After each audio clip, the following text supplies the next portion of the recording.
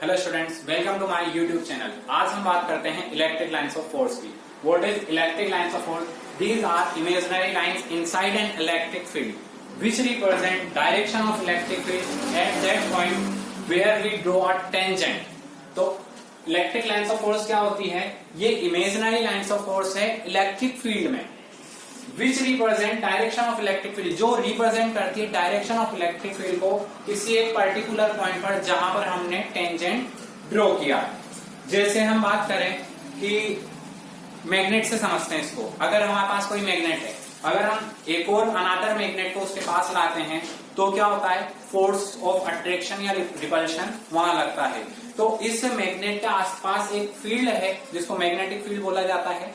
तो वो फील्ड क्या कर रहा है? फोर्स लगा रहा है, ठीक है। और वो फोर्स की डायरेक्शन, किस डायरेक्शन में फोर्स लगेगा, ये बताती है मैग्नेटिक लाइंस ऑफ फोर्स। इसी तरह से एक चार्ज है, ठीक है, हमारे पास एक चार्ज है। अब इसके आसपास एक अनादर चार्ज को आप लेकर आते हो तो फोर्स ऑफ अट्रैक्शन या रिपल्शन यहां भी लगेगा। अब जब फोर्स ऑफ अट्रैक्शन रिपल्शन लगेगा तो वो किस डायरेक्शन में लगेगा, ये बताया जाएगा इलेक्ट्रिक लाइंस ऑफ फोर्स के द्वारा। तो प्लस क्यू चार्ज के लिए इलेक्ट्रिक लाइंस ऑफ फोर्स जो होती है वो आउटवर्ड होती है, जबकि माइनस क्यू के लिए इनसाइड होती है। जैसे हम यहाँ पर एक प्लस क्यू चार्ज की बात करते हैं तो प्लस क्यू चार्ज के लिए इलेक्ट्रिक लाइंस ऑफ फोर्स जो है प्लस क्यू से आउटवर्ड होती है, जबकि माइनस क्यू के लिए ये होती है इनवर्ड।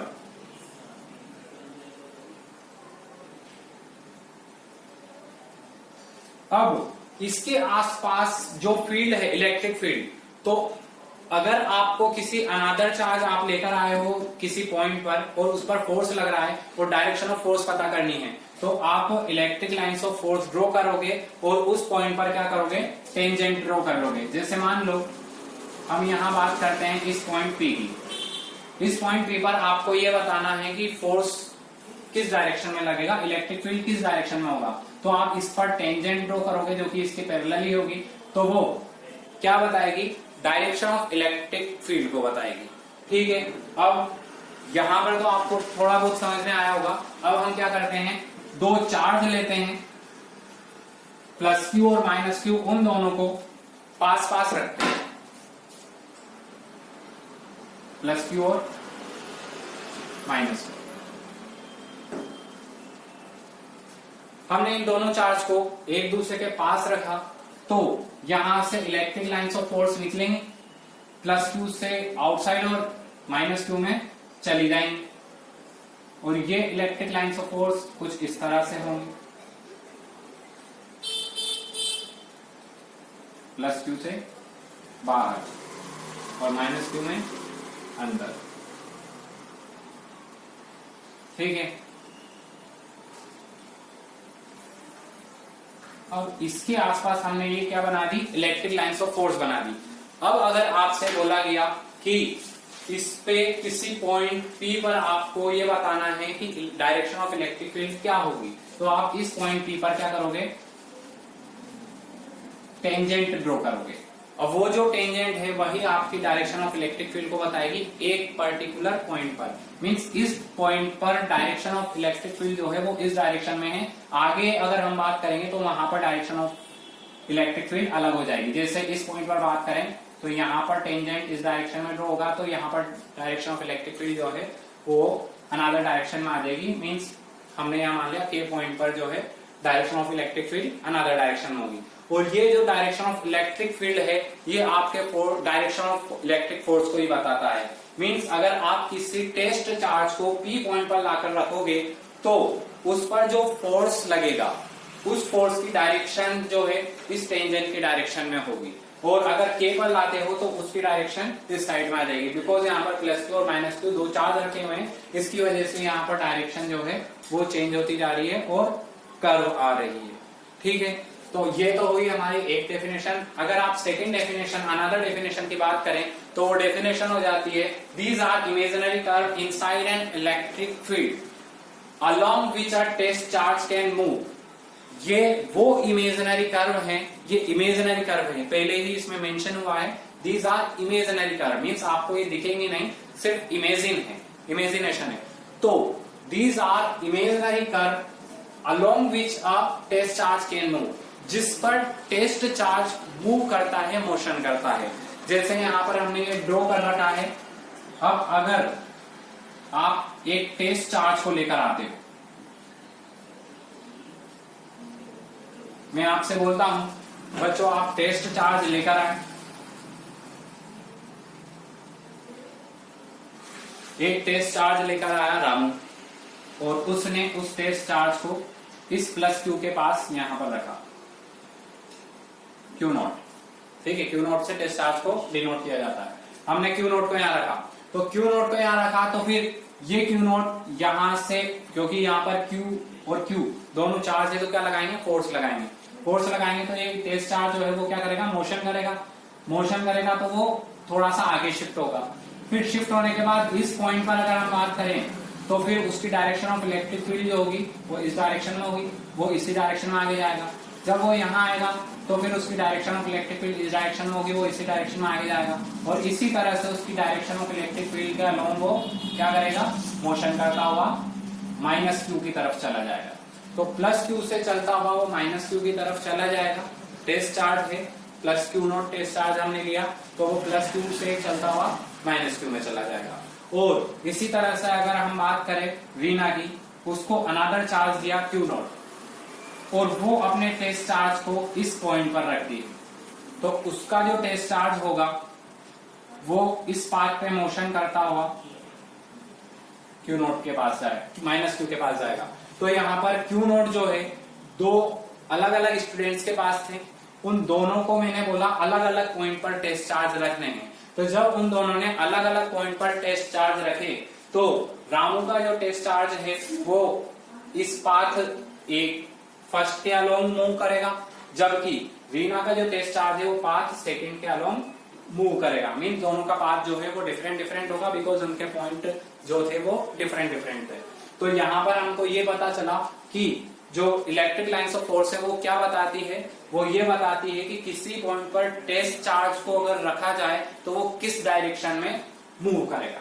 ठीक है स्टूडेंट्स। अब यहाँ पर अगर दो चार्ज रखे हुए हैं, दोनों की प्रॉपर्टी की बात, दोनों के नेचर की बात करते हैं। एक तो है प्लस क्यू, दूसरा भी प्लस क्यू। इन दोनों चार्ज की जो डायरेक्शन ऑफ इलेक्ट्रिक फील्ड होगी या इलेक्ट्रिक लाइन्स ऑफ फोर्स हम इसकी ड्रॉ करें तो वो किस तरह से होंगी, बिकॉज प्लस क्यू से क्या होती है, आउटवर्ड निकलती है,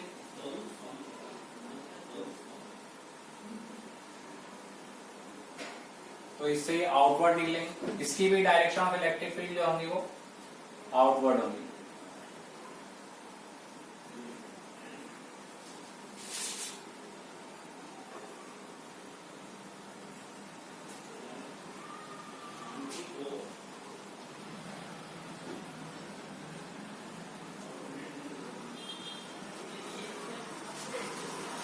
और ये डायरेक्शन इनकी क्या होगी, सभी की आउटवर्ड होगी, बिकॉज दोनों जो है वो क्या है, प्लस क्यू है।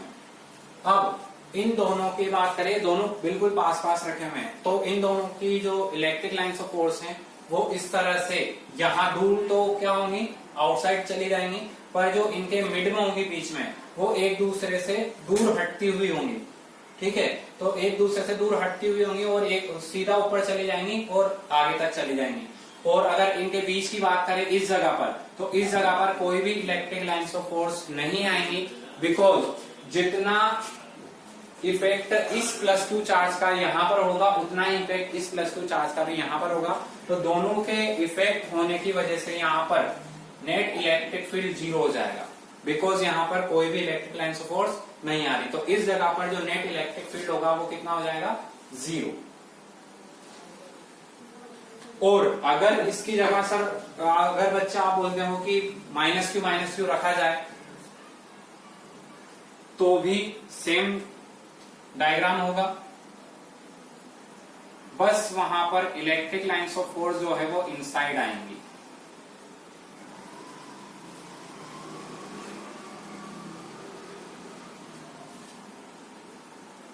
क्योंकि डायरेक्शन चेंज हो जाएगी, बाकी डायग्राम सेम होगा।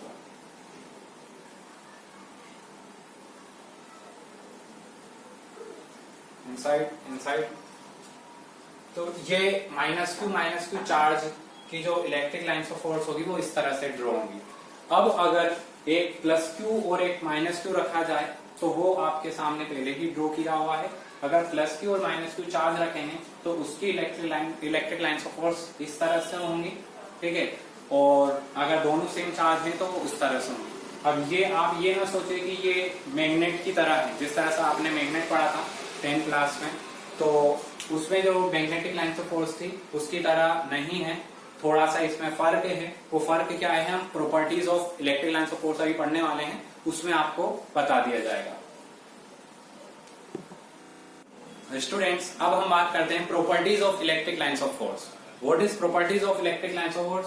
फर्स्ट है, it start from positive charge and ends on negative charge. ये पॉजिटिव चार्ज से स्टार्ट होती है और एंड कहां पर होती है? नेगेटिव चार्ज में। लाइक ये हमारे पास एक प्लस क्यू चार्ज है, पॉजिटिव चार्ज है, तो electric lines of force positive से तो क्या होती है? आउटवर्ड्स होती है, इससे स्टार्ट होती है और कहां पर एंड होती है? माइनस क्यू चार्ज, ठीक है। तो it start from positive and and on negative. अगर दोनों एक दूसरे के पास रखे हो तो फिर ये क्या होती है? पॉजिटिव से चलती है और नेगेटिव तक चली जाती है।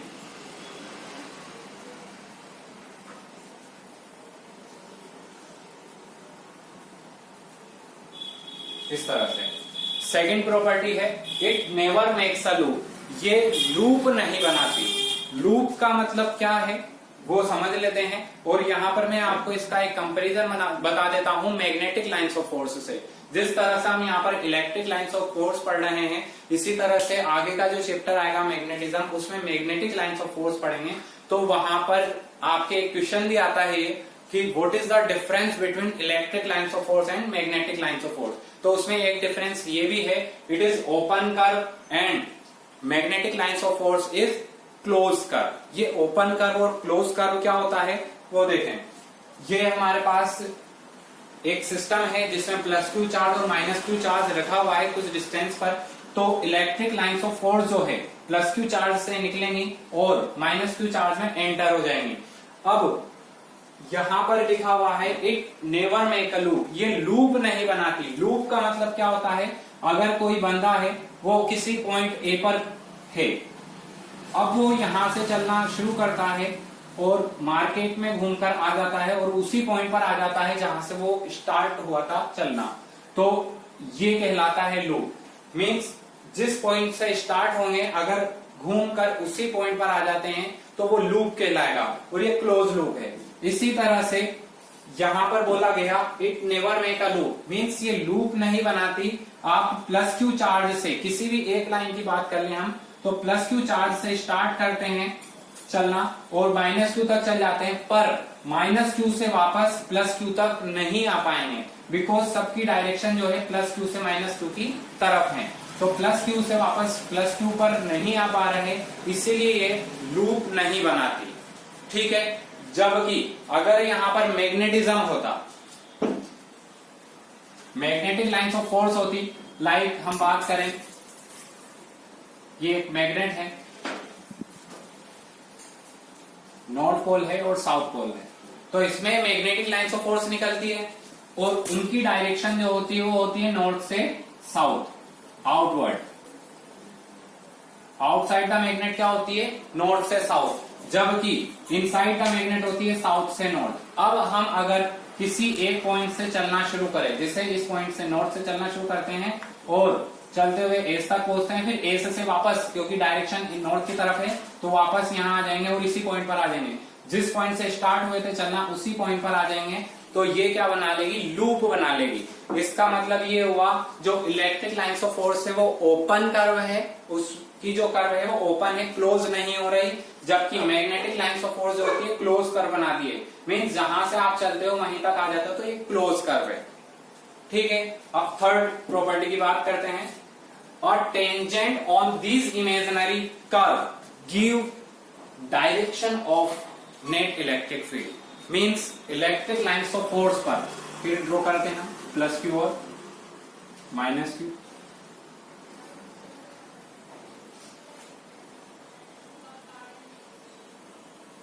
ये हमने electric lines of force draw कर ली। थर्ड प्रॉपर्टी क्या है, a tangent on these imaginary curve. तो इन इमेजिनरी कर्व पर हम अगर टेंजेंट ड्रॉ करते हैं तो वो डायरेक्शन ऑफ इलेक्ट्रिक फील्ड को बताती है एट दैट पॉइंट, उस पॉइंट पर डायरेक्शन ऑफ इलेक्ट्रिक फील्ड को बताती है जिस पॉइंट पर हमने टेंजेंट ड्रॉ करी है। इसका मतलब ये हुआ कि ये डायरेक्शन ऑफ इलेक्ट्रिक फील्ड को फाइंड करने के भी काम आती है। जैसे अगर आपसे बात की जाए कि ये एक पॉइंट है P, इस पर आपको direction of electric field find करनी है, तो आप क्या करेंगे, इस पॉइंट P पर एक टेंजेंट ड्रॉ करेंगे और ये जो टेंजेंट होगी यही इस पॉइंट पर, सिर्फ इस पॉइंट की बात कर रहे हैं, आगे की बात नहीं कर रहे हैं, तो इस पॉइंट पर डायरेक्शन ऑफ इलेक्ट्रिक फील्ड को बताएगी।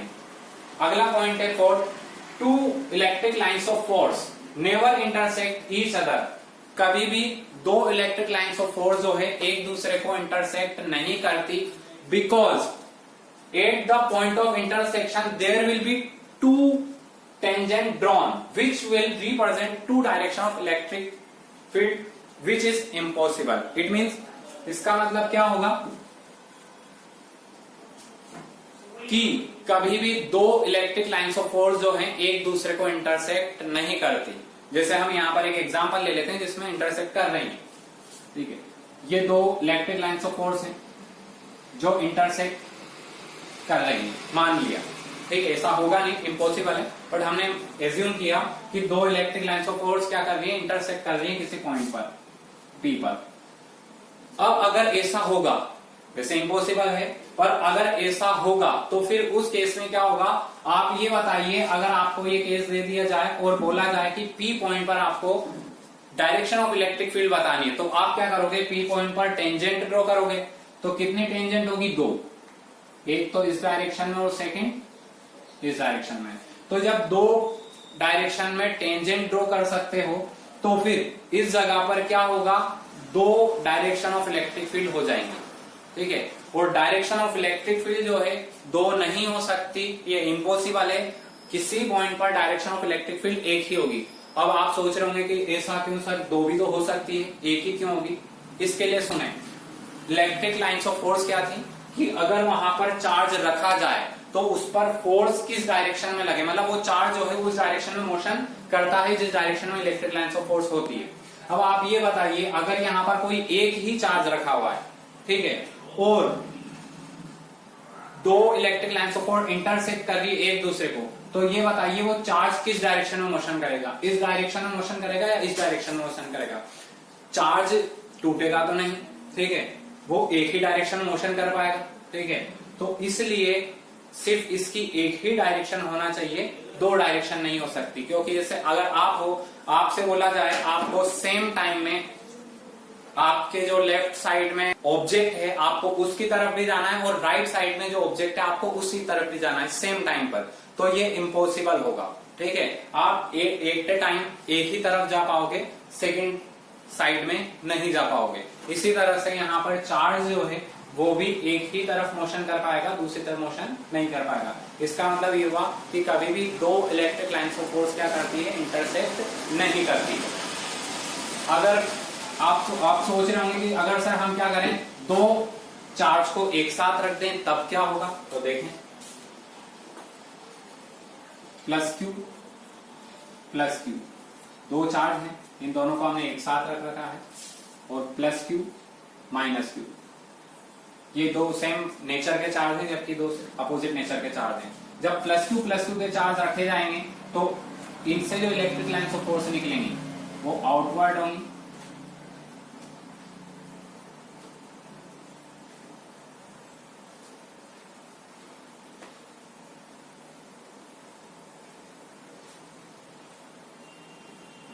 तो इससे जो इलेक्ट्रिक लाइन्स ऑफ फोर्स निकलेंगी वो सेकंड वाली सेकंड चार्ज की जो इलेक्ट्रिक लाइन्स ऑफ फोर्स है उनको क्या करेंगे, अगर इनके पास है, इनके बीच में वो एक दूसरे को रिपेल करेंगे, फोर्स अप्लाई करेंगे और रिपेल कर देंगे, ठीक है। और अगर प्लस क्यू माइनस क्यू है तब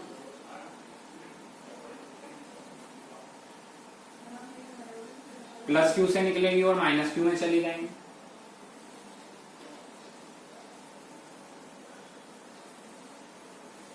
यहां भी इलेक्ट्रिक लाइन्स ऑफ फोर्स एक दूसरे को इंटरसेक्ट नहीं करेंगे। तो अगर दो चार्ज हैं दोनों सेम नेचर के या अपोजिट नेचर के, तब भी वो एक दूसरे को इंटरसेक्ट नहीं करते। कहीं पर भी दो लाइंस ऑफ फोर्स जो है एक दूसरे को कट नहीं कर रही है। अगली प्रॉपर्टी है uniform electric field is represented y equal distance and parallel lines. It means जो इलेक्ट्रिक फील्ड है वो यूनिफॉर्म भी होता है, नॉन यूनिफॉर्म भी होता है। अगर यूनिफॉर्म इलेक्ट्रिक फील्ड की बात करें तो वो किस तरह से रिप्रेजेंट किया जाएगा? वो रिप्रेजेंट किया जाएगा जब उसमें जो इलेक्ट्रिक लाइन्स ऑफ फोर्स है वो इक्वल डिस्टेंट हो और पैरेलल हो। जैसे मैं यहां पर एक ये लाइंस ड्रॉ करता हूं जो एक दूसरे के पैरेलल भी हैं और इक्वी डिस्टेंस भी है। ये हमने इलेक्ट्रिक फील्ड ई लगा रखा है जो कि यूनिफॉर्म इलेक्ट्रिक फील्ड को रिप्रेजेंट कर रहा है, बिकॉज ये जो लाइंस हैं वो इक्वी डिस्टेंस भी हैं और एक दूसरे के पैरेलल भी हैं। तो जब भी आप ये देखें कि इलेक्ट्रिक फील्ड को रिप्रेजेंट किया गया है और उनके बीच में जो डिस्टेंस है वो इक्वल है और पैरेलल भी हैं एक दूसरे के, तो इसका मतलब वो यूनिफॉर्म इलेक्ट्रिक फील्ड को रिप्रेजेंट कर रहा है। 6th प्रॉपर्टी है if the density of electric field is high.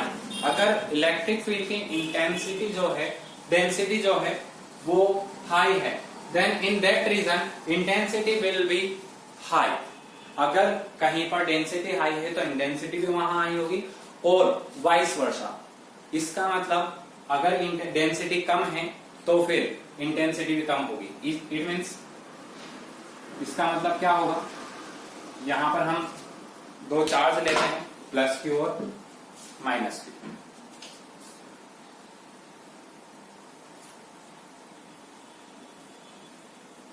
Electric lines of force draw करते हैं।